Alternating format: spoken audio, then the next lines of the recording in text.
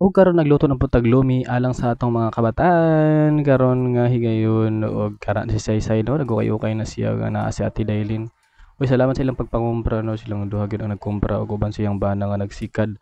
Salamat sa iyang tighuyop, grabe jud uy. Ug ate si Kuya, salamat sa inyong pagtabang Kuya ug ang Dios magapanalangin kaninyo. Napod sa tijuan, salamat kay tijuan. Aran lami kay ilang luto guys. Mao ni ang gitawag nato nga lumi nga ipakaon sa tong mga kabataan. Ay paghuman ana guys no nag-ulan biya nagkusog kagaina. Mo na nga pasalamatan sa nato ang Ginoo.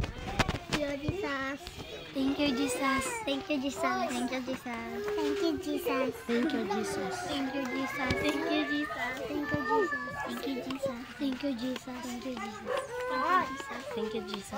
Thank you, Jesus. Thank you, Jesus. Thank you, Jesus. Thank you, Jesus. Thank you, Jesus, salamat sa pagkaon nga imong gihatag. Lord, i-bless ang mga nagluto at ang among sponsor.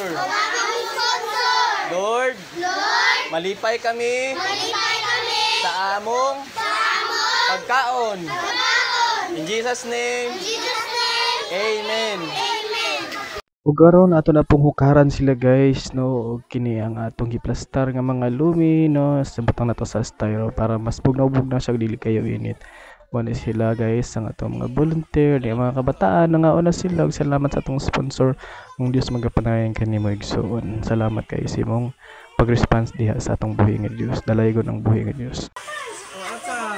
Asa man, pauli ka anak. Ha? Pauli ka anak. Yan na. Ayan na, pauna-una sa natin si ate ha. Ate na sa una ha. Para mabugnaw.